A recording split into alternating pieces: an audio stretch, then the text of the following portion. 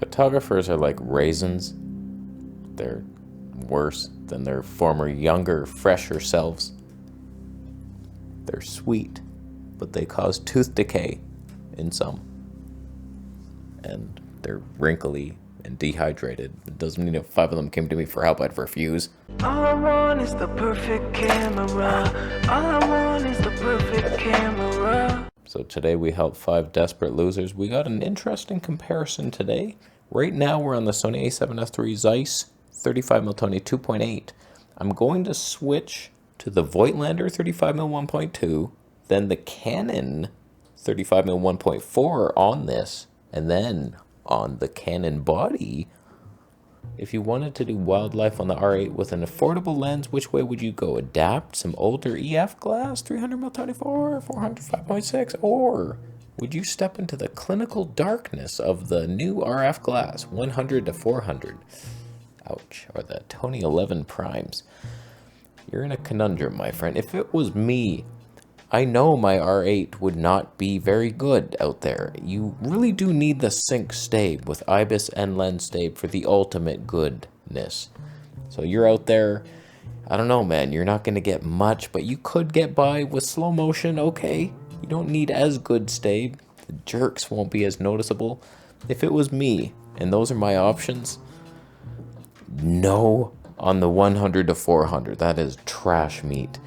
Maybe the 800 or 600 Tony 11 primes, you could get by. It's not terrible. They're pretty sharp. It's good enough. Pretty cool. I think I'd rather have the 200 to 800, but I don't know, man. It's not bad, those primes. The 800, it was kind of big once you extend it out. 600mm Tony 11. It's cheap. But on the R8, I don't know, man. I'd go 800mm. Scratch the 600. I'll scratch your mom's back. I've done it. But EF glass is so shaky, it's not even in the same ballpark. Same with Nikon. If you're looking at that, oh, 500mm. It's so good. The PF lens, PD. I should have researched what letters were. It sucks. We're done with that hobo bitch. Now we switch to the Voigtlander Tony 1.2 for the next hobo scrub. Voigtlander just sent me an email saying, "You're welcome." We're on the Voigtlander Tony 1.2, 35mm. A flatter sent a gift. It never gets bad, as long as I don't move. Do you feel like there's a little too much contrast with the Pocket 3? Do you still prefer normal mode over D-Log M? It's not the contrast, it's the sharpness and the saturation and the disgusting color science. That's my only problem. It's such a thing you have to pick. Like, D-Log M looks better if it's exposed properly. You get more dynamic range, although I've proven that that's not the case in prior videos. I don't remember which one, but I proved it. When you're in normal mode, it exposes for your face so much better and does like this HDR magic. So the sky is exposed and your face is exposed. But then you go to D-Log M and you get dark in the face and the sky is exposed perfectly. Every camera does that. Why? In log, like Canon R8, standard profile, it exposes for your face. Everything's cool. You switch into C-Log 3. Prioritize the sky at all costs. Don't look at his face. Stop panicking. It's not a nuclear war. So I go back and forth on which I prefer. Normal is just so much easier, but then you're stuck with that color science. And then D-Log M, you can just... It is a more pleasing look. I feel like the normal is more over-sharpened somehow. And it's just the colors, you're stuck with them. I don't know. The dynamic range is better, though, in normal, technically. It's weird. But... I don't know, I go back and forth. There's no perfect way. You just have to mute it and grade it and chop it and run. I can't believe that segment of the market is so dead. Like, we have the Pocket 3, Action 4 type of thing for vlogging, and then like Sony's attempts are so bad with the crops and the terrible stabe. It's like, are you kidding yourself? And they're only getting worse over time. And then Canon, like, they used to have the G7X, but they've never put dual pixel autofocus in one of their things. And then they actually made a camera for vlogging, the V10, and it has no stabe, no dual pixel. It's like, what the hell is that? It's not even in the conversation, and no one else has anything. Nikon abandoned their point and shoots and the 1-inch sensor interchangeable line. Who else? Fuji has nothing. You all suck. We have phones. That's the new market. Okay, now let's switch to the Canon EF lens with the 7 Artisans adapter, which still works, thankfully, because I'm not on the newest firmware, and never will be. Thank you, Sony, for nothing, as usual. My glorious God. He allows for this type of thing to happen. Canon lenses on a Sony body, 1.4. Autofocusing? Are you kidding yourself? You're not? Have you noticed my chair is super interesting now? Wow, I put a little light shining on it. Can you imagine some lighting expert comes in, he's like, what are you doing? You just put a little pocket light pointing at a chair? What is that even doing for anyone? It's doing something for you. I enjoy Sony, not fun, but work great, and loving my Lumix S5 2X. So don't you consider Open Gate a feature worth conversation? No, I don't. Here's the deal with Open Gate. Cool, you have it. You know why you have it? It's for advertisements. You know those little things that you click? No, skip, run. Or you install programs that rob me of money? You know the ones. There's social media ads for vertical video. I need to film this ad for a client. They want a nice 4K widescreen image, but also to post to their social media content, to sell you shoelaces and shit. It's useless. Social media is the death of me. The only thing that should ever be on social media is cats and dogs sometimes. Turtles, the odd turtle on a skateboard chasing a cat. That's what social media is made for, not this ad. Look at my shoes. Oh my God, they tie with magnets now. 2 for 1 down below. Fuck you. Even though this is the perfect vertical image with a bookshelf, and you're like, wow, I love this. I feel at home, and you could watch it on a phone. I would rather punch your sack. I was watching a UFC event a while ago, and I saw this picture. I was gonna make a whole video on this, but it doesn't have the gust that it needs for a full video. It was this photo with a bunch of scrub-ass bitches, each more diabolical than the last. We got the jabron on the left. Guy eats pancakes and beef for breakfast, and he's holding his phone vertical. He's not even filming anything that's happening right now. He's filming Joe Rogan's right shoulder, if anything. You're not even in the conversation here. Guy behind him, smart, no phone, good for you. The white guy in the pink shirt has a black hand. That's a strange thing that happened. He's not even looking at anything. He's looking off into the distance, thinking about, like, how come my wife left me? Why am I here? Is this a midlife crisis? So, like, a bunch of vertical videos there. Then the girl on the left, she's like, I think she's taking a selfie. That's all we can know for sure. She's piercing her lips like she's in a selfie movie. And she's just like, she's not even filming anything. She's totally just pierce lipping at the frickin' conference.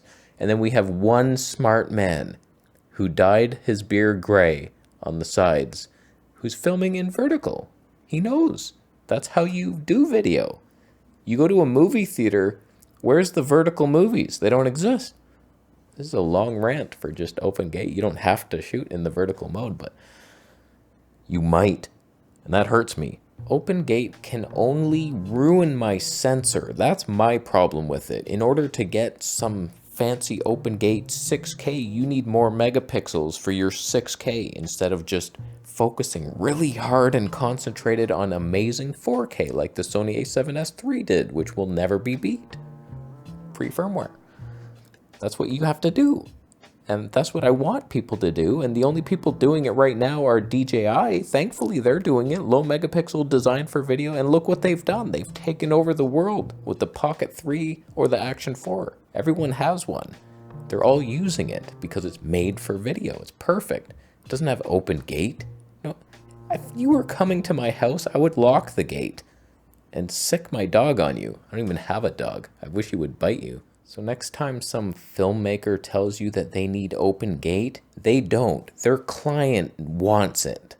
And they will oblige because they're a slave and they will do whatever the client says. That's that whole situation. Okay, Sony, you have disgusted us long enough. Let's switch this lens on to the Canon like it should be, even though I have to also adapt that.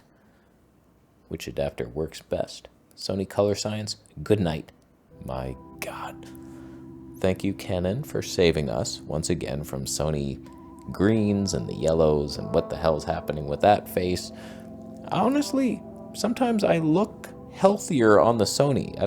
Some people say it's jaundice, but at least it's an even yellow. Whereas Canon, I don't know. Why is my battery flashing with an external battery powering it? Hello, lads. Can you recommend me some good L-mount lens with 3D pop for my S5 Mark II? Oh, boy. Should we tell them, fellas? Oh, boy, you might be in the wrong system. I currently have the 16-35-24 and body. Got it handed down to me. I only got like old clothes handed down to me and many cameras, actually. I'm with you. Been recording my cat mostly in 120 frames per second. That is good content.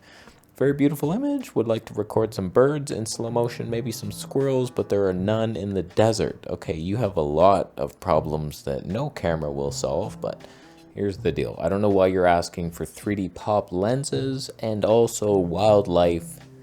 Which one do you want? There's neither, so that's your first mistake.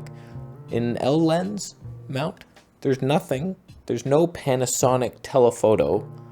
You're getting there's no like 200 to 600 type of thing. There's no wildlife prime. There's nothing. The only option you have is a Sigma, which does not sync stabe like they claim, even though it says it on screen. Oh yeah, we're syncing stabe. It's just that Sigma is so bad at stabilization, it just doesn't work. But if you're doing slow-mo, you might get by with it. So you're 150 to 600, you're 60 to 600 if you want to be a freak. Monkey desert, bitch. There's nothing. You're in the wrong ass system. You go down to G9 too, with some Leica stuff. When it comes to 3D pop lenses, I want to say that 18mm 1.8 had some pop, but it probably wasn't. I don't know. It's hard to, sometimes you can think you're seeing pop and then you realize you haven't seen it and it was a ghost. I don't know, man. Like, their only ones are the Leica lenses and they're super pricey. They're like 4,000 and up. Even used. People are like, here's a collector's item. It's like, I will collect dust on your sensor. Yeah, I'll spill it right in there. So L-mount has like the worst options unless you're a Sigma fan. And then they have a bunch of 1.4 primes and stuff, and they'll be sharp in the corners especially. Will you pop out of the frame and like surprise someone looking at the photo? No, you're not going to ever pop. There's no information in a Sigma lens. There's too much glass. How would the information travel through like 19 elements to pop your mom? It wouldn't. So we're moving on from you. You suck. Okay, do you see the tweak that I just did? What just changed? From that guy back there to this one here. Did I switch a lens? Did I switch a camera? Something changed. I stopped down the lens to 2.8 instead of 1.4. Brighten the light. All right, before we answer this last loser, who was winning the battle today? We started off with the Zeiss 2.8 prime. Super 3D pop, super tiny and cheap, amazing. Then we switched to a Voigtlander. Same focal length, 1.2, manual focus only, but as much, if not more, pop. Wow. Then we went to a Canon lens on a Sony body. Was that better? Oh my goodness. What a show we have. And then I switched to the superior Canon, same lens as the Sony. Wow. What are we doing? And now I stopped it down to 2.8 to replicate the Zeiss that was at 2.8. Who's better, Zeiss 2.8 or Canon EF? I think I'm overestimating how good old Canon EF lenses are. They're not as good as I thought. They're sharp. They're decent. They got some character. Not much pop, though. It's not a Zeiss pop. That's for damn sure. I'm selling them all. I know slow motion isn't really your thing, but oh, you son of a bitch. But I figured I'd ask anyway. What's your recommendation for cameras that I could carry with me while I hike, recording slow motion video wildlife along the way? Why do I read words backwards? I don't know.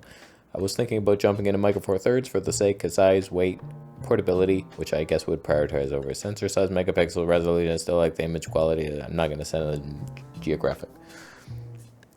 Listen, you have some options. You're going on a hike. You want to get wildlife. You get the little Sony HX99 point and shoot. Start there. Find a used one for like $200. Then you're like, okay, this is fun. I like this. The image is okay. I wish I had something better. If you find yourself in that situation where you've taken some stuff, you like doing this, and your image quality just isn't quite good enough, then you step it on up a notch. You get maybe a Sony RX10 Mark IV used. You could do that. The Olympus EM1, I want to say EM1 Mark III, but you're not going to find an OM1 for cheap anywhere. For some reason, they're so overpriced. But an EM1 Mark III with the 75 to 300, I think, don't quote me on that focal length, that was tiny. Not super stable, but you could get some slow-mo HD 120. You'll get by. It's not great. It's manual focus. You can single button focus and then manual tweak. Not bad. Fuji XS20 with the 70 to 300. Now you're talking. Now you have something. 4K 60, HD 240. Fuji Color Science. Come on now. That's the one I'd go. Can you find one used? I'll find one for you in my affiliate links. So let me know who won the battle today. Let me know if you would recommend these hobos something different. How dare you go against my advice. I will delete your comment. And leave now. Ton of shirts are available. Side rant. Some people will tell me like, you should sell ton of shirts. Can you check a damn subscription? Oh, God. Description. Oh, I should have left. It's not hard to find. A little click. Show more. What's down there? Wow. I should buy all that stuff. Yes, you should. I'll leave. Are you subscribed more when I was saying it?